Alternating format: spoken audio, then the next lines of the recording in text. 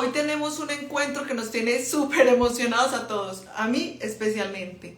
Tenemos un espacio maravilloso con Joan Garriga, o sea, para mí esto es como un sueño. Esta mañana le decía yo a mi hija, toda la noche soñé con Joan. Les voy a contar, hoy vamos a hablar de Decir sí a la vida, antes de conectarnos con Joan. El último libro de Joan, Decir sí a la vida. Adicionalmente, le recomiendo todos los libros de Joan. La llave de la buena vida, espectacular. La llave de la buena vida, bailando juntos, que ahora le vamos a preguntar ese curso tan maravilloso que él tiene de este libro, y el buen amor en pareja, en el cual tuve la oportunidad de estar en una charla con él aquí en Medellín. Los otros dos libros que él tiene, ¿Dónde están las monedas?, se los recomiendo, es de constelaciones, ese los tengo prestados, ese libro está prestado ahí, esos son los que hay que recuperar. ¿Qué les puedo decir de Joan? Antes de conectarnos con Joan, que tan generosamente aceptó este espacio. Joan es psicólogo humanista, eso sí me lo sé. Cursó estudios de Derecho durante 3 años y se licenció en Psicología en la Universidad Central de Barcelona.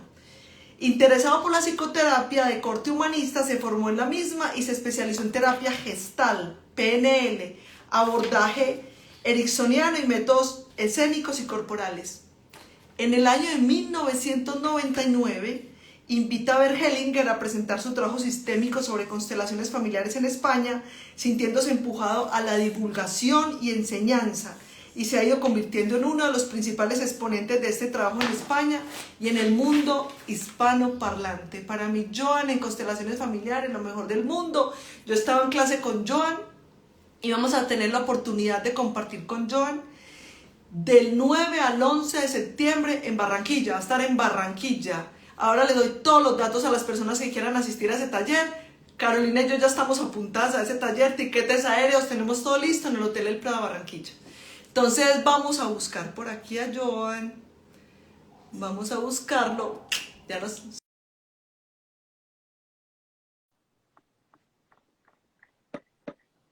Un segundo.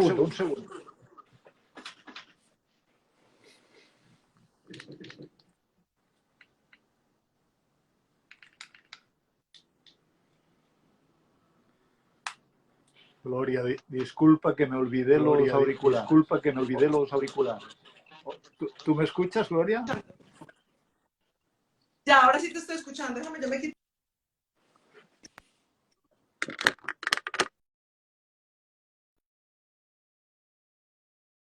No sé qué pasa. Dame un segundo.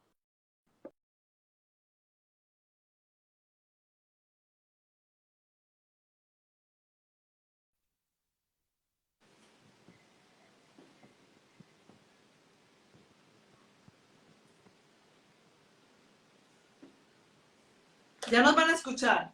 Joan está revisando su conexión. Bueno, ¿qué más les puedo contar de Joan? Decir sí a la vida. ¿Por qué será que nosotros le queremos decir sí a la vida? Sin embargo, ante cada oportunidad que la vida nos da, no estamos diciendo un sí, sino tratando de luchar por cambiar las cosas. Esperemos que Joan nuevamente nos pida entrada.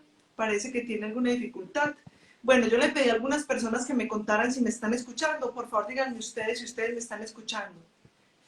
Les agradezco a ustedes que me cuenten si ustedes me están escuchando a mí.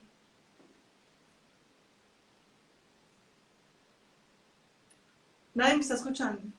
Entonces esto es un problema aquí. Ya me están escuchando. Me cuentan por favor si me están escuchando. Gracias. Voy a buscar nuevamente a Joan. Esperemos que Joan.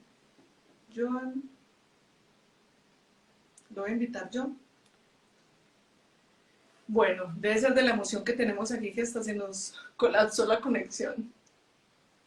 Esperemos que Joan se conecte. Digamos que este libro para mí ha sido un referente súper chévere con el tema que hemos venido trabajando hace tiempo, el tema de la aceptología. Nosotros tenemos una resistencia muy grande al aprendizaje, tenemos una resistencia bastante grande a vivir los procesos. Hola, Joan. Ahora Hola. sí. Hola, Joan, ¿cómo estás? Culpa mía porque había agarrado los auriculares de mi hijo y no entendía por qué no funcionaba y no eran los que tengo acoplados aquí. O sea, ¿Cómo estás? es el culpable, o sea, responsabilidad, no culpable. Bueno, bueno. Muy ¿Cómo bien, vas? Joan.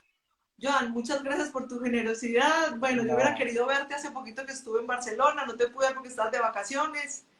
sí. Sin embargo, gracias por aceptar esta invitación. Y aquí, Bueno, gra- les estaba contando de tus libros, que los que no tengo aquí es porque los tengo prestados. Decir sí a la bueno, vida, que ya sé que los libros no se prestan porque no te los devuelvo cuando los necesitas. El buen amor en pareja, bailando juntos y la llave de la buena vida, que para mí son bueno. maravillosos y hoy vamos a hablar específicamente de por qué hay que decir a la vida. Entonces yo quiero comenzar con una pregunta, Joan, súper chévere. Dime, dime.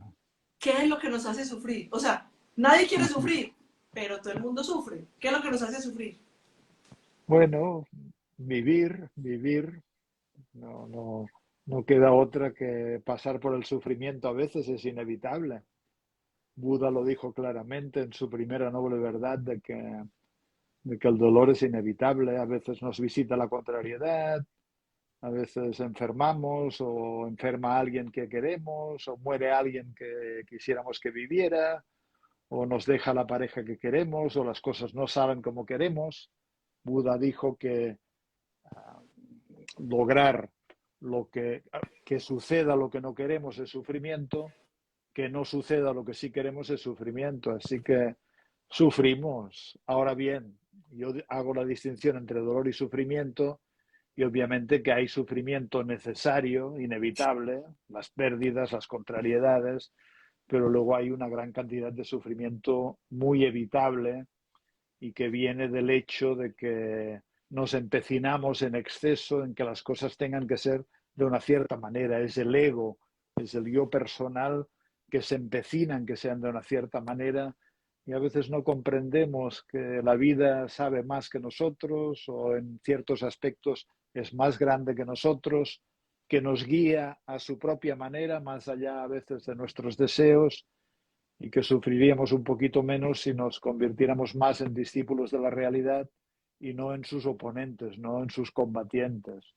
Así que bueno, sufrir o dolerse es inevitable y otra cosa distinta son las posiciones de sufrimiento que tomamos, que las alimentamos y que muchas veces tienen que ver con la dificultad de hacer el tránsito emocional del dolor y la contrariedad cuando nos visita y estas posiciones pues son el victimismo, bueno, todo esto que nos hace huir de la responsabilidad, el resentimiento, el perfeccionismo, que se yo, la abnegación excesiva, la condescendencia, el sentirse un salvador, en fin, toda la galería de personajes con las que alimentamos el sufrimiento.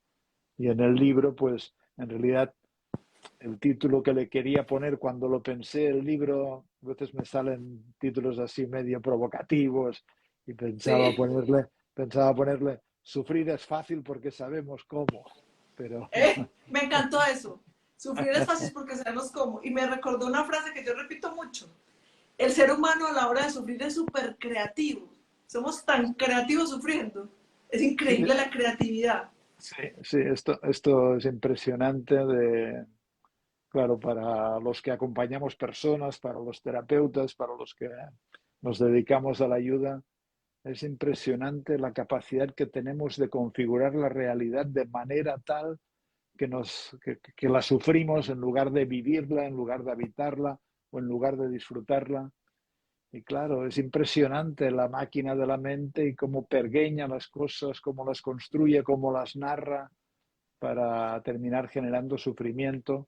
Así que realmente somos muy creativos para componérnosla, para sufrir. A la luz de las constelaciones, porque a mí me encanta todo lo que tú haces. Lo que pasa es que para mí el tema de las constelaciones y lo que he aprendido de las constelaciones, más que a través de leerte y de seguirte, porque tú eres muy generoso en compartir información a través de las redes. En el ejercicio del dolor, dijiste algo que a mí me llama mucho la atención y tú dices que el dolor es un movimiento. El dolor es un movimiento y me gustaría como que nos explicaras eso. ¿A qué nos mueve? Hay cosas que nos mueven, lo que nos mueve es lo que tenemos que vivir y lo otro nos lo estamos inventando. Bueno, los sentimientos, no solo el dolor, sino todo el resto de sentimientos, tienen una función adaptativa, tienen una función útil. Los sentimientos no son para tirar por la borda, sino son para vivirlos. Son movimientos interiores, son asistencias que nos permiten procesar y elaborar aquello que nos toca vivir. Ahora bien, que si el dolor es un movimiento, dura un tiempo, luego se desvanece. Obviamente, si estamos en un duelo, a veces son oleajes de dolor que van y que vienen y que tienden a acortarse, pero también el enojo, pues es un sentimiento que dura un tiempo breve, luego se desvanece y aparece otro sentimiento, luego la tristeza, luego tenemos los metasentimientos que decía Bert Hellinger, que son estados interiores de serenidad, ecuanimidad, alegría, gracia, etcétera, etcétera, pero luego también tenemos los sentimientos que no son adaptativos, que no son primarios y no son metasentimientos, sino que son sentimientos secundarios. Y estos vienen no tanto de la realidad, sino del personaje. Imagínate que yo tenga un personaje con tendencia al sufrimiento o al victimismo, o un personaje desconfiado. Entonces voy a generar sentimientos de frustración o sentimientos de malestar adjudicando que los demás me tratan mal.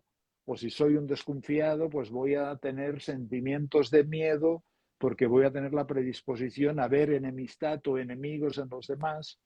Así que, claro, los sentimientos, yo no sé si hay positivos o negativos. Yo creo que los sentimientos naturales son todos positivos. No es que unos sean mejores y otros peores. La rabia es necesaria. La rabia nos ayuda. La rabia es una potencia. A veces el miedo es necesario. A veces corresponde tener miedo. Lo que no es positivo es instalarnos en posiciones emocionales. Y entonces, en lugar de tener miedo, soy un asustado. O me convierto en una persona que lee el mundo a través del miedo. O en lugar de tener tristeza, soy un deprimido, ¿no? Y leo el mundo a través de la decadencia o el malestar personal que hago que me hunda constantemente, etcétera, etcétera. Así que los sentimientos son grandes cosas. La naturaleza, la propia evolución, la propia adaptación del ser humano históricamente, venimos de los peces, venimos de los lagartos, tenemos un cerebro reptiliano que es muy primario y no es emocional, pero luego nos convertimos en chimpancés, en monos, en simios, y ahí se empieza a desarrollar un sistema nervioso que incluye este refinamiento emocional y que nos hace tan sensibles a los demás y tan sensibles a nosotros mismos. Así que las emociones y los sentimientos son adaptativos y el dolor, por supuesto, es un sentimiento que no nos gusta, pero es necesario saber vivir el dolor cuando toca también, el dolor de una pérdida, el dolor de una contrariedad, el dolor, qué sé yo, de una frustración significativa. La vida duele a veces. Y benditos aquellos que saben hacer el viaje para transitar los procesos dolorosos cuando toca, porque si no las consecuencias son peores. Como decía un filósofo Cioran, decía que a la mayoría de la gente le falta la audacia de sufrir para dejar de sufrir, justamente porque podemos vivir el dolor o los sentimientos como son, no nos encastillamos, no nos encapsulamos en posiciones de sufrimiento. En cambio, quien no hace un duelo, luego tiene un trastorno de ansiedad, por ejemplo, por decir algo, o quien se cierra y no sabe poner límites y defender su propio territorio en una relación, por ejemplo, luego se deprime o se enferma, ¿no? Así que deberíamos de estar muy atentos a nuestro aparato emocional para procesar bien nuestros sentimientos de manera que luego no tengamos que pagar un precio por no haberlo hecho. Y el dolor es muy importante, saberlo atravesar, porque el dolor nos hace humildes, nos hace húmedos, y el dolor está muy cerca del amor. Cuanto más dolor somos capaces de albergar, más amor somos capaces también de sentir y de expresar. Este monje vietnamita que a mí me gusta tanto, Thich Nhat Hanh, y que murió hace un año o 2 años, él decía en uno de sus poemas que se llama llamadme por mis verdaderos nombres, un poema maravilloso. Él decía algo así como mis sonrisas son tan abundantes que con ellas crecerían todas las flores de la tierra, pero mis lágrimas son tan grandes que con ellas llenaríamos todos los océanos. Así que, bueno. Joan, con lo que estás diciendo de transitar el dolor me parece tan importante, porque entonces aquí los adictos al sufrimiento, ¿cierto? Entonces van a decir, ah, sí vio, porque es que entonces hay unos sufrimientos que no son dolor, que son Sí, inventados. Mi sí, hija no me llamó, mi hija no me tiene en cuenta, me dejaron en visto, no me invitaron a la fiesta, no me felicitaron el día del cumpleaños, la fiesta que yo iba a hacer no salió como yo quería, invité a Joan y no vino a mi fiesta. O sea, el dolor es el dolor de una pérdida de lo que estamos hablando, un duelo, un proceso que para mí fue inevitable, pero es que hay un sufrimiento, el sufrimiento es inventado. sí, sí. Por eso digo de que si una persona frecuenta o está instalada en una posición victimista, perdón, leerá al mundo a través de los agravios. A veces incluso en relaciones de pareja o en relaciones de intimidad, el que tiene un rol victimista espera ser salvado por el otro, pero con la condición de que no lo haga para seguir perpetuando su rol victimista. Así que necesitará encontrar agravios. La víctima dice, quiéreme, ayúdame, pero estoy seguro que no lo vas a hacer bien y yo voy a encontrar motivos para poder seguir definiendo como víctima. Qué sé yo, antes ponía el ejemplo también del desconfiado, el que se instala en una posición de desconfianza que viene de que no sabe tolerar bien el miedo. Entonces el desconfiado quiere que el otro sea digno de confianza, pero para confirmar su desconfianza va a encontrar que el otro hace cosas que no son dignas de confianza. Es decir, a veces lo que queremos evitar es lo que acabamos estimulando. Y por esto es el paisaje del sufrimiento que viene de nuestra construcción, no de la realidad. Yo lo que defiendo en el libro es que en cierto modo la realidad es neutra. La realidad es conceptual, no es ni buena ni mala, la realidad es. Y claro, a veces lo que es, desde la perspectiva de la realidad, es perfecto. La realidad no se cuestiona a sí misma. Si hace que alguien tenga una enfermedad y muera, para la realidad esto es perfecto. Para los humanos no. Un humano mirará esta realidad y si a quien le toca morir es a un hermano, pues dolerá mucho, dolerá mucho. Y este dolor durará un tiempo. Pero quien vive el dolor, entonces se asegura de no ingresar en una posición victimista, mira la vida lo que me hace, o mira a mi marido lo que me hace, o mira a mi hija lo que me hace. Por eso yo insisto tanto en el libro también de que para sufrir hay que saber cómo, hay que poner de nuestra parte, hay que construir modelos mentales, mapas, cañerías que acaban desembocando en esta realidad que nos hace sufrir y que en gran parte es inventada. Es decir, la vida ya genera dolor, que no le agreguemos más sufrimiento del que ya necesariamente conlleva. Eso es como, no busque problemas que ellos llegan solos, o sea, no se los invente, ellos van a llegar solos. Tú dices algo en el libro que me impactó y a veces yo decía, yo me sentía culpable a veces por eso. Cuando llega, por ejemplo, una persona con una actitud de víctima total y me recuerda a Tristeza, la de la película, la Mm. muñequita gordita de pelito azul, con una actitud de tristeza que espera que se le incentive la tristeza y cuando ves que no lo haces, entra en un estado de enojo. Es como que casi que si a ti no te da pesar de todos los que están sufriendo, que se están inventando el sufrimiento, ya te están viendo a ti también como un verdugo, como el que viene a consulta y te dice, yo he estado donde brujas, chamanes, consteladores, adivinos, de todo, y nadie me ha servido. Yo como que me quedo mirándolo y le digo, yo tampoco te voy a servir, porque tú estás Pues, dedicado a derrotar terapeutas, yo tampoco te sirvo. claro, claro. Sí, muy bueno esto.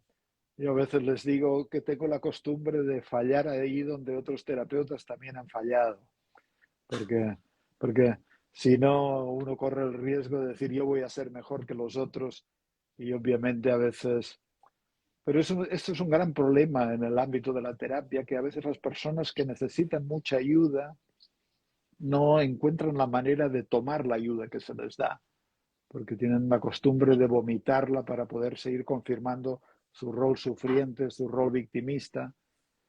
Así que yo creo que en constelaciones y en terapia es un arte también el de la propia relación terapéutica, de cómo manejarse en la propia relación terapéutica para que la persona salga de sus juegos psicológicos, para que la persona invoque más el adulto que anhela profundamente estar mejor, porque no olvidemos que todas estas posiciones, qué sé yo, son alimentadas por nuestra historia, porque hemos tenido que hacer frente a contrariedades infantiles, etcétera, etcétera, pero siempre hay una parte dentro de todas las personas que anhela profundamente estar bien, estar feliz, estar en sintonía con la vida, estar con la fortaleza necesaria para afrontar la realidad de lo que toca, ¿no? Pero bueno, nos la vemos todo el tiempo y claro, por ejemplo, cuando se trabaja en grupo, a veces el terapeuta puede confrontar una posición victimista o plañidera o pseudodepresiva o manipulativa del tipo que fuera y corre el riesgo de ser acusado de inmisericordia o poco piadoso por el grupo. Pero, por ejemplo, el mismo Bert Hellinger, que era muy impecable y era como si tuviera una navaja que hilaba muy fino y no permitía los juegos psicológicos y las manipulaciones. Él, recuerdo que alguna vez decía, refiriéndose a las posiciones victimistas, decía, cuidado con las víctimas porque muerden, se vuelven muy agresivas. Porque claro, la víctima dice, hazlo todo por mí, y luego dice, pero lo que has hecho no es lo que esperaba, así que ahora estoy enojado contigo, ¿no? Hay que Es, andarse con cuidado y invocar siempre el adulto para poder hacer un trayecto terapéutico valioso, ¿no? por ejemplo, es increíble a veces cuando nosotros, yo he hecho talleres, yo tengo prohibido llevar clines. Mm, Los clines son los pañuelitos para llorar. Entonces la gente dice, sí. ay, estoy en un taller donde gastamos toneladas de clines. Y yo le digo, yo le hubiera puesto a llorar gratis. Pues, si se va a llorar y no a resolver y a comprender, porque es que no es cuánto lloramos, es cuánto comprendemos. Entonces es muy fácil detectar durante, tú estás haciendo algo, cuando alguien comienza a llorar, inmediatamente llega el Salvador, se pone de pie y yo le pregunto, ¿para dónde va? ¿Usted para dónde va? No, es que la voy a ir a llevar estos clines. Usted se devuelve para su puesto y se guarda sus clines en el bolso, ¿cierto? Entonces ahí es donde dicen, Gloria, sí es odiosa. A mí alguien me decía un día, ¿yo por qué vengo así tan de vos? Y yo le decía, yo no sé porque yo no la llamo, usted es la que me busca, ¿cierto? Entonces es como que en eso, en esa rayita lo que tú dices, el que está la víctima siempre está buscando que digan, vea yo cómo sufro, entonces es el que te dice, acompáñeme donde el médico para que el médico le cuente lo que yo tengo, acompáñeme donde el terapeuta para que el terapeuta le cuente cuánto está sufriendo, pero hay algo ahí tan delgadito, Joan, que hay una película que está de moda en este momento que se llama Mi otra yo, Sí, ¿sí? sí, Bueno, sí. es que yo, Todo el mundo habla de, todo el mundo estamos con esta serie. Yo ya la mi vi otra yo, de hecho hace que me encantó tiempo. la serie, yo como una, digo yo como una buena acuariana, ascendente escorpión o lo que digan, obsesiva, yo me vi esa película en una noche, o sea, yo la empecé a ver y yo no me duermo hasta que no termine esto, ¿cierto? De hecho, para mí el final fue tan decepcionante que yo decía, venga, digamos que ahí tocan el tema de las constelaciones familiares desde un tema, pienso yo, chévere, en el que no se profundiza, pero sí se deja una profunda inquietud en todas las personas. Y ella, a mí me llamó la atención porque yo soy muy del detalle, ella coge un libro que se llama Este dolor no es mío, Sí. que ya no me ha llegado porque como a mí me gustan los libros en papel, yo no soy de digital, a mí me toca comprarlos. Entonces, me llega en septiembre, me tocó pedirlo por Amazon. Joan, ¿hasta dónde yo sé que este dolor es mío o no es mío? Porque entonces hay un montón de cosas que son aprendidas. Es que también son aprendidas. El sufrimiento se aprende, la queja se aprende. Entonces, Bueno, cuando yo bueno, sé que esta tristeza no es mía, este dolor no es mío, lo tengo que constelar, ¿cómo sé cómo me voy a deshacer de esto que parece que me lo dejaron, fue lo único que me dejaron de herencia? a ver, bueno, las cosas son complejas y bueno, antes hablé de los sentimientos primarios, que son los sentimientos sanos, ajustados a la realidad, o sentimientos secundarios que corresponden a posiciones que hemos tomado, ya sea victimismo, ya sea perfeccionismo. Hablé de los metasentimientos, pero en constelaciones hablamos también de los sentimientos justamente que no son nuestros, que hemos adoptado de otras personas. Sentimientos o vivencias. Y claro, es difícil distinguir si son propios porque han surgido como aprendizaje biográfico o si son improntas que corresponden al espacio transbiográfico o transgeneracional. Por ejemplo, en la serie ponen mucho el acento como experiencias que tuvieron nuestros abuelos, pues impactan en los nietos en forma de síntoma, en forma de cáncer, por ejemplo. Este hombre, Peter Levine, que es uno de los próceres del mundo del trauma, tiene un libro que se llama Trauma y Memoria, si recuerdo bien, y habla en una parte del trauma sistémico. Y narra algo que yo lo he explicado mucho porque es muy didáctico, y narra que hicieron un experimento con ratoncitos y les dieron a oler un olor, no recuerdo cuál, y cuando olían este olor se les daba una descarga eléctrica, con lo cual los ratoncitos pues entraban en contracción, entraban en estrés, segregaban cortisol, es decir, estaban en impotencia, no podían huir, no podían atacar, entraban en parálisis, es decir, se les instalaba un condicionamiento traumático en toda regla. Pero lo interesante no es tanto esto, sino que los hijos, los nietos, los bisnietos y los tataranietos que no fueron expuestos a este experimento, cuando olían este olor, también entraban en una respuesta traumática, en una respuesta de contracción, empezaban a segregar cortisol. Y yo creo que esto significa que es cierto que hay vivencias que fueron vividas por nuestros bisabuelos o por nuestros abuelos o por nuestros padres que en cierto modo quedan transmitidas a través de un lenguaje que todavía no comprendemos muy bien, si es celular, si es genético, si es cultural, si es atmosférico, con lo cual, desde la perspectiva de las constelaciones, está muy claro que no estamos solos, que con nosotros y dentro de nosotros van muchos, y que hechos que vivieron estos muchos o algunos de ellos que no fueron procesados, que no fueron asentidos, que no fueron reconocidos, que no fueron solucionados, luego permanecen en forma de asuntos pendientes para los demás. Mira, pongo otro ejemplo también. Una vez trabajo con una mujer, no sé si lo puse en este libro o en otro, y esta mujer decía que tenía su asunto era el pánico. Y yo le Sí. pregunté que cómo experimentaba el pánico. Y para mi gran sorpresa dijo que experimentaba el pánico como pinchazos en todo el cuerpo.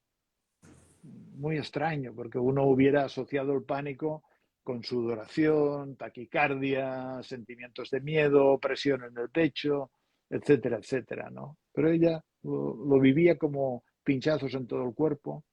Y luego cuando yo le pedí información del sistema familiar, de una forma ligera, ella dijo que su padre, ella era de origen alemán, había estado en la Segunda Guerra Mundial, en el frente ruso, ahí estuvo encerrado en cárcel durante un tiempo y cuando volvió con heridas en su cuerpo por esquirlas de metralla.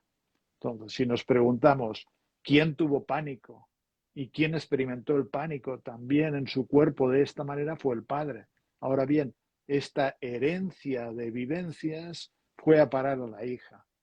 Así que yo creo que sí que vale la pena mirar algunas cosas que nos pasan, no solo desde la perspectiva familiar, que esto es muy importante, nuestros aprendizajes infantiles, el triángulo padre, madre, hijo, y las implicaciones y complicaciones y desórdenes que ha habido en este triángulo, sino también qué hechos tuvieron mucho impacto en el sistema familiar, y mucho impacto siempre significa energía de vida y muerte, de sexualidad y muerte y violencia, es decir, donde los organismos se sintieron concernidos en una profundidad que quedaron colapsados de alguna manera, a veces secretos familiares. Así que yo creo que esto importa y a veces no es fácil distinguir. A veces hay una rabia, alguien tiene una rabia muy fuerte y muy constante, y es un sentimiento adoptado porque nada justifica esta rabia. Entonces podríamos decir que es una persona rabiosa. Y que sí, hace un tiempo en un taller en Buenos Aires, una mujer hablaba del marido como un ser maravilloso, el marido. Como ella reconocía que era un ser maravilloso, que la quería, que la trataba bien, que era un tipo estupendo, y ella vivía tan mal tener tanta rabia contra este marido, por ejemplo. Entonces no se lo podía explicar que tuviera tanta rabia contra este marido. Y había traumas en su historia como el asesinato del padre, por ejemplo. Pero el asunto crucial fue que la abuela, no recuerdo si la materna o la paterna, descubrió una infidelidad del abuelo y lo echó. Y nunca más quiso saber nada de este hombre y decía, no me habléis del abuelo porque es para matarlo. Entonces, esta rabia de la abuela se podía ver en la constelación que había anidado, había sido incorporado en la nieta, incorporada en la nieta, y la nieta, entonces de manera ciega, irreal, irracional completamente, tenía esta rabia con su marido. Así que cuando se trata de síntomas o vivencias que son muy reiterativas, a veces muy injustificadas, que no atienden a realidades, o a veces síntomas físicos o enfermedades también, yo creo que sí vale la pena explorar este paisaje de la familia en un sentido amplio, porque no hay duda de que somos también el fruto de este caldero alquímico, de este magma de energías, y cuando hemos venido al mundo y hemos sido concebidos y hemos ingresado aquí a la vida, pues caemos a este caldero con todo lo que ha sucedido por varias generaciones. Joan, por ejemplo, la abuela vive ese tema de la infidelidad, digámoslo así. Entonces, a veces también me preguntan, entonces yo estoy repitiendo la infidelidad de mi esposo porque mi mamá también la vio con mi papá, mi abuela la vio con el abuelo, y entonces eso es de constelar, o eso diríamos que es un aprendizaje del aquí y del ahora, porque no todo necesariamente es el aprendizaje que viene de atrás. También hay situaciones que vimos aquí que son propias, son experiencias nuestras. Sí, aunque sí, imagínate que aunque fuéramos marionetas guiadas por unos hilos invisibles que es el árbol genealógico, esto no nos exime de nuestra responsabilidad. Pero yo creo que no, o sea, hace 30 años, 40, cuando yo ingresé en el ámbito de la terapia, casi todos los males se atribuían a que los padres no habían hecho bien sus tareas, ¿no? Ahora hay la tendencia también a atribuir los males a que habrá asuntos en el árbol familiar y estos son formas de evadir la propia responsabilidad, ¿no? No, de lo que se trata es, bueno, si hay tanta infidelidad en el sistema familiar, me corresponde a mí el trabajo de ser desleal a cómo fueron las cosas para el sistema familiar, asumiendo una cierta culpa por deslealtad y cuidar bien de mi relación de pareja a la que no le hace ninguna gracia mi infidelidad, por ejemplo, si esto es lo que uno quiere. O uno puede ser inocente y repetir la manera en que se hacían las cosas en el sistema familiar. Pero bueno, yo siempre digo de que estamos atraídos por el pasado y el pasado pretende repetición, pero más fuertemente estamos atraídos por el futuro. El futuro es una fuerza más poderosa que el pasado y el futuro nos invita a la creatividad, a generar formas nuevas de vida.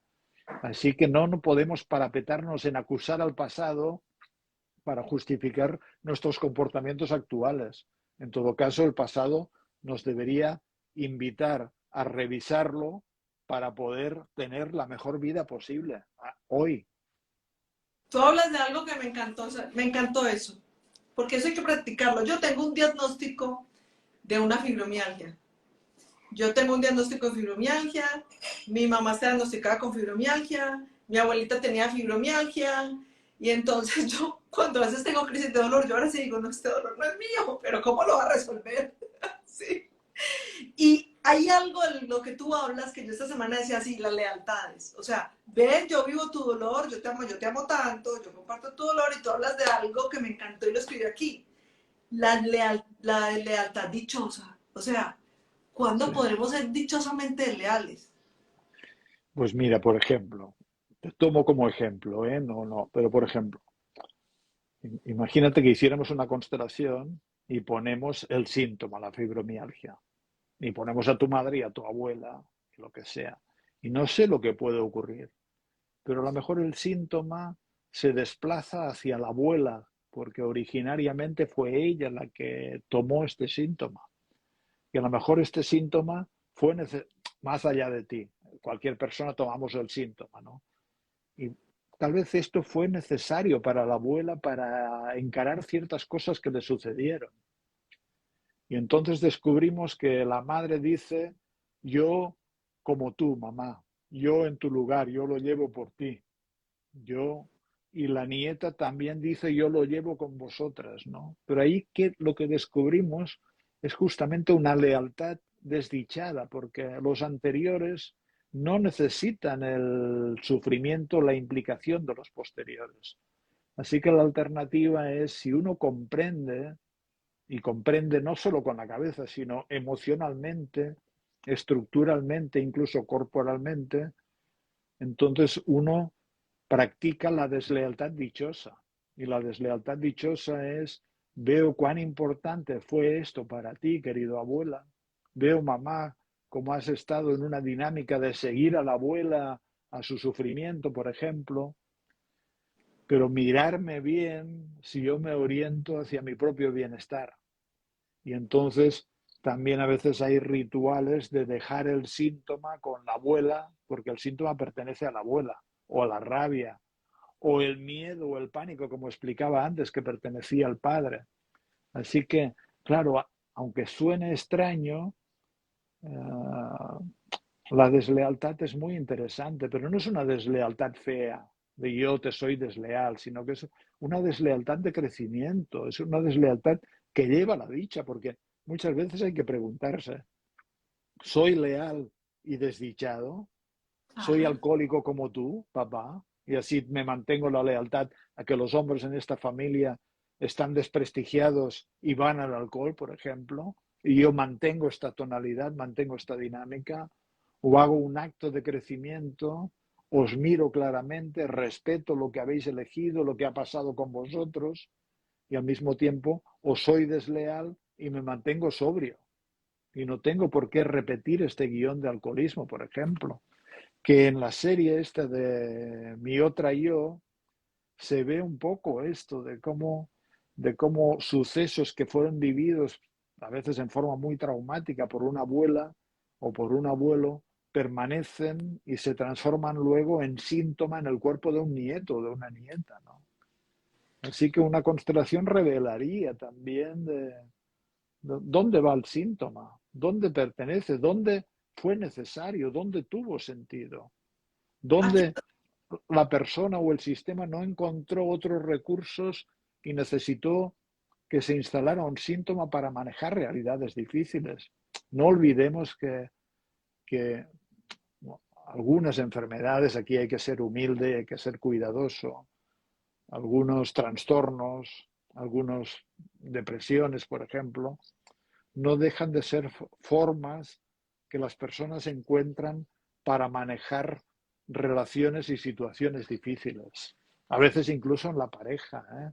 En una pareja uno se siente que el poder lo tiene el otro, que uno no tiene poder, que solo le queda seguir al otro, que está incómodo y no tiene más salida. Y entonces encuentra el poder de la depresión. Me deprimo y entonces ya no soy yo, es mi depresión, es mi enfermedad la que me obliga a que ciertas cosas que tú quisieras que yo hiciera no las puedo hacer porque estoy deprimido. Y quien es dice depresión, pues dice otra cosa también. como escaparse, Bueno, como buscar... son formas de manejo de poder y de manejo de la dignidad, podríamos decir, de lo que uno de lo que uno necesita defenderse para encontrar dignidad, para encontrar camino o para encontrar una cierta confortabilidad, o a veces es un ingrediente más dentro de una lucha de pareja, por ejemplo.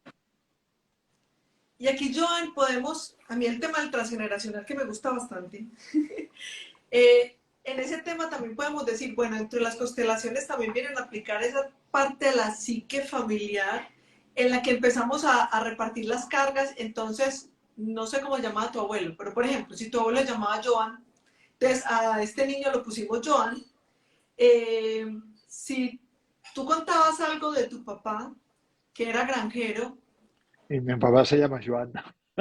Se llamaba. tu papá se llamaba Joan, yo no sabía. Mi padre es Joan, sí. Bueno, entonces tú contabas de tu papá, cómo se relacionaba tu papá con el perro que siempre lo acompañaba, ¿cierto? Sí. Que era granjero. Entonces tu papá iba y el perro siempre estaba con él y tú te manifiestas y dices la emoción o el sentimiento que él vivió cuando el perro murió. Es mi abuelo, mi abuelo. Ah, fue tu abuelo. Mi, Y tu mi papá se abuelo, llamaba Joan, pero tu abuelo no se llamaba Joan. no, mi abuelo, Tomás. uno de mis hijos. Ay, Como uno bueno, de mis entonces, hijos. eso de Así que, que, entonces te pongo el apellido de mi abuelo, las fechas de nacimiento dentro del árbol, lo que hablamos del doble directo, el doble en línea directa, el doble por parecido, el doble por profesión, el doble por no sé qué. Todo eso también, digamos, incide en las constelaciones. También es una forma de una bueno, necesidad de entrega. y, y, ya buscando estas cosas, yo nací en la misma fecha que mi abuelo Tomás también. Ah, pues dame la fecha porque la he buscado por todas partes y sé que sé en qué año naciste, pero no sé ni el día ni el mes. 28 de noviembre, 28 de noviembre. Ah, en serio. Sí. Yo decía, Joan debe ser de cáncer, en serio. Yo pensaba, Sagitario. el signo de Joan debe ser cáncer, debe ser de cáncer. Pensaba yo, no sé por qué. Aunque yo no sé mucho de los signos, pues, del 28 de Sí. noviembre, pero tu fecha de nacimiento no está en ninguna parte, te cuento, está el año y el lugar. La fecha no. Ah, no. Bueno, no, esto que decías, eh, una autora, Anne-Angeline Schutzenberger, se dio cuenta, investigando justamente en temas, ella trabajaba con enfermos de cáncer, y entonces se puso a investigar sus árboles genealógicos y se dio cuenta de que había muchas fechas que se repetían en los sistemas familiares y había conexiones, lo llamó el síndrome del aniversario. Ajá. Entonces, yo no manejo esta nomenclatura que creo que es de la biodescodificación, no la manejo aunque Sí. escucho. No, yo, desde la perspectiva de las constelaciones, no se necesita porque es la constelación la que hace el trabajo fenomenológicamente. Lo que se necesita es tener, saber que importa mucho que no haya ni un rincón que no haya quedado esclarecido en el árbol genealógico, que no haya ni una persona que haya quedado excluida en el árbol familiar, porque ahí donde hay agujeros, donde hay sombras, donde hay habitaciones que no han sido iluminadas, esto atrae la energía de los posteriores, ¿no? Esto por un lado. Y por otro lado, por ejemplo, respecto a recibir el nombre de los anteriores, como yo recibí el nombre de mi padre, o mi hijo tiene el nombre de mi abuelo, aunque Tomás, le pusimos Tomás también por otros motivos, era un conjunto de motivos, pero, pero yo, así como hay teorías muy rigurosas que dicen que no hay que poner el nombre de un anterior, yo no estoy de acuerdo con esto. Yo creo que no hay que poner el nombre de una persona que haya tenido una mala vida o un destino difícil, o que murió joven, Trágicamente. o que murió trágicamente, pero de personas que han tenido una buena vida, que han servido a la vida, que han sostenido vida. Yo no veo por qué no, es como es un honor, es un gesto de respeto también. Así que yo creo que se puede llevar con grandeza, con Y reconocimiento. es como una forma de agradecer también. Bueno, es, es un linaje y obviamente es una gratitud. a mis hijos yo no les he puesto Joan a ninguno, desde luego, pero quién sabe, quizá algún día tengo algún nieto al que le ponen Joan, no lo sé. Joan, hay una frase que tú colocas en tu libro que es de Montaigne, que dice, pero cuando más me observo y me conozco, más me sorprende mi deformidad y menos me comprendo a mí mismo. Y esto lo hablas en el capítulo del mapa de los trastornos. Así Sí. que, digamos que rápidamente como ese mapa en el que nos movemos, en esos trastornos en que nosotros ni siquiera nos podemos encontrar, de pronto como cómo le podemos decir a la gente, porque es más que saber que tengo, sí, es que tengo una depresión, es que sufro una esquizofrenia, es que tengo un síndrome de ansiedad, es que estoy jodido, ¿cómo vas a salir de ahí? Claro, esto, en realidad, este mapa de los trastornos es desde otro pensamiento humanista y sistémico, no tanto desde el pensamiento académico convencional o del DSM-3 o el DSM-4. No, yo ahí digo que, porque es lo que observo, ¿eh? Es lo que observo, de que en origen todo problema empieza con que algo ha sucedido y no ha podido ser asentido, integrado, procesado por la persona o por el sistema familiar. Por eso siempre se trata de un trastorno del asentimiento. Si hiciéramos el proceso interior para hacer crecer dentro de nosotros un sí a lo que la realidad ha impuesto, nos mantendríamos en nuestra fortaleza, pero a veces no podemos. Yo pongo el ejemplo en el libro de la mujer que ha sido violada. Claro, esto es muy difícil. Fue violada, es un caso real, fue violada, quedó embarazada con esta violación y luego entregó a la criatura cuando nació en adopción. Claro, ¿cómo se logra integrar esto? ¿Cómo se logra integrar esta violencia, este embarazo, esta criatura, haber entregado en adopción? Esto es bastante difícil, pero a veces son cosas más sencillas, que sé yo, el padre murió cuando tenía 5 años o me dejó mi primera pareja y no logramos integrar y con el tiempo asentir a esta realidad, porque esto es lo que nos mantiene fuertes. Cuando no logramos el asentimiento, entonces entramos en los trastornos del lugar. Esta mujer que ha vivido esta violación, luego se casa de nuevo, es madre, pero en un sentido energético y profundo no puede tomar su lugar de pareja al lado de su nuevo marido o de madre respecto a su nueva hija o hijo. Esto en constelaciones se llamamos problemas del lugar, cuando las personas no logran estar en el lugar que corresponde. Y no logran estar en el lugar que le corresponde porque no lograron procesar o asentir o integrar cosas que sucedieron con sus padres, como niños, del árbol genealógico en general, etcétera, etcétera. Y cuando los padres no pueden estar claramente en su lugar como padres o como pareja, entonces ahí el hijo entra en el paisaje de los trastornos de la necesidad. No podemos satisfacer es natural y espontáneamente nuestras necesidades de amparo, de sostén, de amor, de pertenencia, de cuidado, de cariño, de estimulación, etcétera, etcétera. Y ahí nos jugamos mucho, porque ahí aprendemos el abecedario de cómo funciona el intercambio entre el dar y el recibir con estos padres. Por eso es tan importante la constelación padre, madre e hijo.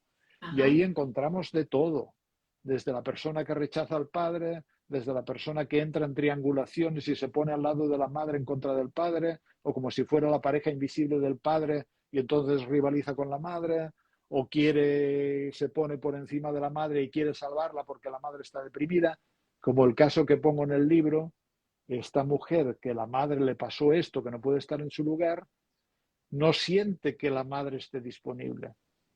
Entonces ella toma una posición más bien salvadora, se eleva por encima de la madre, una posición parentalizada. Mamá, veo que algo te pasa a ti, que no estás disponible plenamente como madre, así que yo voy hacia ti, yo dirijo el tráfico afectivo. Es una hija parentalizada. Entonces, tenemos los trastornos del asentimiento, los trastornos del lugar, los trastornos de la necesidad. Esto vendrían a ser los tres órdenes del amor que se conocen en el mundo de las constelaciones. Pero yo luego sigo y digo que quien no ha satisfecho bien sus necesidades se posiciona en un lugar que necesariamente comporta trastornos de la presencia o del poder personal. Si esta mujer se ha posicionado en un lugar parentalizado de salvadora de la madre, significa que ha empujado a la sombra, ha empujado a las cavernas de sí misma, pues su fragilidad, su vulnerabilidad, su necesidad. Entonces, esto no puede presenciarlo, no puede asumirlo. Y entonces estos serían fortalezas que no están disponibles para ella. Otro toma una posición de princesa de papá y entonces pues el ponerse en contacto con la humildad, el ponerse en contacto con la vulgaridad, el ponerse en contacto con no ser especial, sino uno más, está reprimido también. Entonces ahí entramos en el paisaje del trabajo personal, de cuánto conviene integrar todo lo que somos, no solo lo que mostramos, sino lo que escondemos con aquello que mostramos, no solo lo visible, sino aquello que ha quedado oculto, no solo aquello que nos gusta, sino aquello que no nos gusta de nosotros, porque a veces son precisamente nuestras sombras las que pueden transmitir nuestras principales potencialidades. Hay que rescatarlo de las cavernas, nuestras sombras.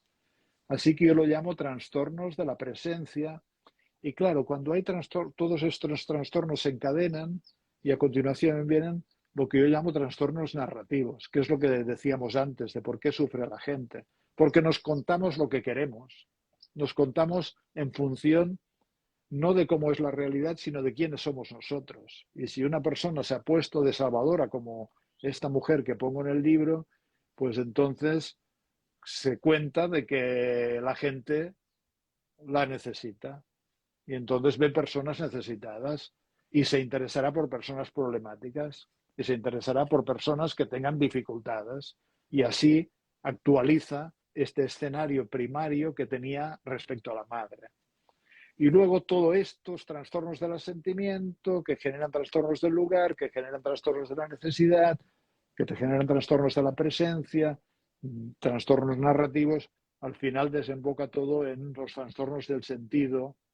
Y cuando ha sido muy grave lo que ha pasado, pues a veces el sentido se pierde por completo y esto es muy grave porque ahí entramos en el paisaje de los trastornos mentales, entramos en el paisaje carcelario de las personas a las que no respetan ni la vida ni a veces su propia vida, ya no importa tanto morir o matar.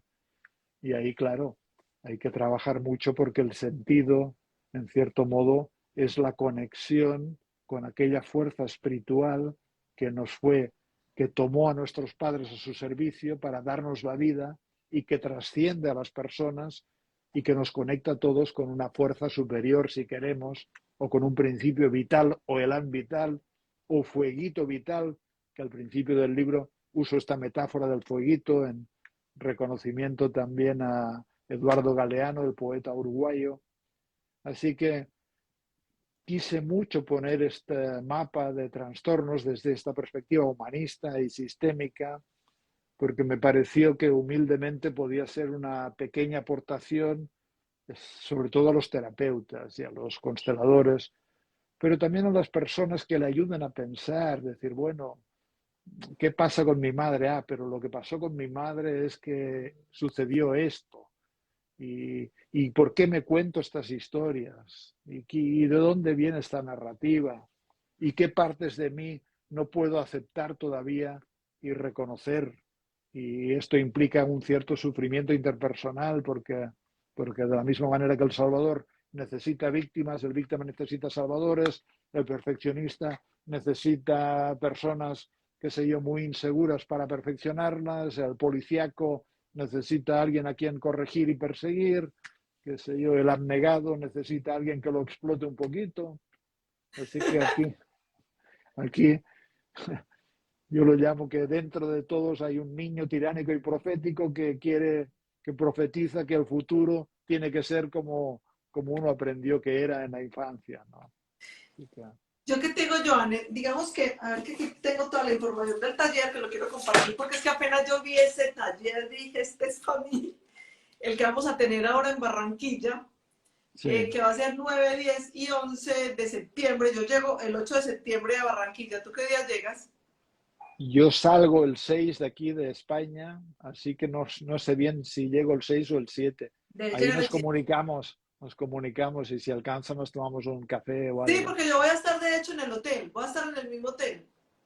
Pues yo no lo sé, pero En el mismo hotel donde va a ser el evento, que va a ser en el he Hotel de- Estrada en Barranquilla. pues he de suponer que sí, pero no sé. Pero Muy bien. Yo ya estoy matriculada ya con mi hija, he podido invitar a todo, pero cuando yo veo que decía terapeutas, personas que también están en esa búsqueda y en ese servicio que no solamente es el de nosotros, volvemos a lo mismo. Yo no puedo enseñar lo que no sé hacer, lo que no he aprendido a hacer, ¿cierto? Entonces, en esta búsqueda y el decir sí a la vida, que me llamó mucho la atención, ganar fortaleza y abandonar el sufrimiento, porque nosotros creemos que no queremos sufrir y en el fondo andamos buscando todo el tiempo por qué sufrir. O sea, sí. esto debe ser de mi bisabuela, yo sufro porque me hacen, yo sufro porque esto, dime Joan, No, no, que de esto tratará el taller, de cómo nos de esto, apañamos para estar sufriendo, sí. exacto, Y entonces de a mí me cómo, parece, y de cómo salir un poco de esto. Y obviamente voy a hacer constelaciones y meditaciones. son 3 días, Son 3 días. vamos a estar Imagino. 3 maravillosos días allá compartiendo. Para Qué mí el bueno. tema, de hecho, cuando estuve, yo le decía ayer a mi hija, claro, tú te imaginas lo que es ser alumna de Joan. O sea, cuando nosotros estuvimos en Barcelona, que yo estuve en tu curso en Sí, Barcelona, me acuerdo, me acuerdo. que Caro me decía, como es de dulce, de suave, y yo le dije, un día lo hicieron enojar en clase. Ah, sí. Yo me Sí, acuerdo, ¿ah? sí, bueno, me enojo, me pongo Pero duro a veces, fue sí. un enojo que me pareció muy como un movimiento ahí, como muy respetuoso, en el que tuve a dos personas que estaban como, que no estaban respetando una constelación que se hacía, les pediste muy educadamente, sin embargo, muy firmemente que se retiraran de la clase. Ah. ¿Qué lo hiciste? Sí, yo le decía a Caro, no, él sí se enoja, lo que pasa conmigo yo, se enoja pacíficamente. Sí, sí. Qué Joan, bueno, qué bueno. entonces, ¿qué les quiero contar yo? 9 al 11 de septiembre, el teléfono al que pueden preguntar, celular, WhatsApp, 314-552-8051 en Colombia. Este evento lo está organizando el periódico, a través del periódico El Heraldo. Entonces, si ustedes buscan en internet, periódico El Heraldo, Joan Garriga, yo no sé si todavía habrán cupos, porque yo ya compré los 3 que me interesaban, ya estoy montada en el avión, en el hotel y todo, ya estoy allá con una amiga que viaja a Nueva York y con mi hija. Yo estoy feliz de compartir esos 3 días allá por el tema de las constelaciones, por lo que sé que se mueve, por lo que podemos servir y porque yo pienso que si no nos trabajamos a nosotros mismos, no podemos ayudar a los demás. Bueno, me gusta mucho y estoy muy contento de que nos veamos ahí y Yo estoy podamos feliz de que charlar nos veamos y que tranquilamente. nos tomemos un café nuevamente, ya no en Barcelona, sino en Barranquilla. En Barranquilla. Porque tú estás en Bogotá o en Yo Medellín vivo en o en Medellín, En Medellín. Ok, yo ok. vivo en Medellín, tienes que venir. Ah, tú estuviste en Medellín aquí cuando hicimos el buen amor en pareja. Sí, ¿Hace yo cuántos creo años? que sí, sí. He estado 2 o 3 veces en Medellín y yo creo que la próxima vez que vuelva a Colombia será Medellín. Por favor, Joan. Joan, gracias por tu generosidad, gracias por este espacio y de verdad que solamente te pido que nos digas una última frase. ¿Cómo le vamos a decir sí a la vida si parece que el sufrimiento da tan buen resultado porque es como que fuera un negocio emocional? Bueno, yo- hay un alguien dentro de nosotros que conlleva un potencial de alegría y un potencial de apreciación de la vida y un potencial de aprovechamiento y de servicio a la vida que siempre está latente, esperando ser despertado y se abre camino cuando removemos un poquito estas máscaras que usamos cotidianamente para configurar un personaje que nos hace sufrir. Así que espero que esto pueda ser despertado y que la realidad nuestra no es nuestra enemiga, sino que es nuestra aliada y que insisto en la importancia de hacerse discípulos de la realidad, aunque a veces hay épocas o temporadas que nos toca ir a remolque porque duele, duele. Pero, pero que nos duelan las cosas reales, no las cosas que están en nuestra imaginación. Que nos duela lo que no pudimos evitar, de verdad. Mm. Muchas gracias. Teresa me está escribiendo que el evento lo organiza Ser Capaz. Teresa, que nos coloque aquí en la dotación. De todas maneras, yo comparto el link. Qué rico. Y me dice que todavía hay cupos. Qué rico poder compartir allá porque van a ser 3 días maravillosos, Joan. Compartir contigo y con todas las personas que estamos trabajando en este proceso de sanarnos. Joan, te mando 1000 besos Bueno, y te voy a dar gracias unos por, abrazos cuando te vea. gracias por tu generosidad también, A ti. Gloria. Un abrazo muy Muchas gracias. grande y abrazos para todos los que nos escucharon y estuvieron aquí. Hasta luego. Hasta luego.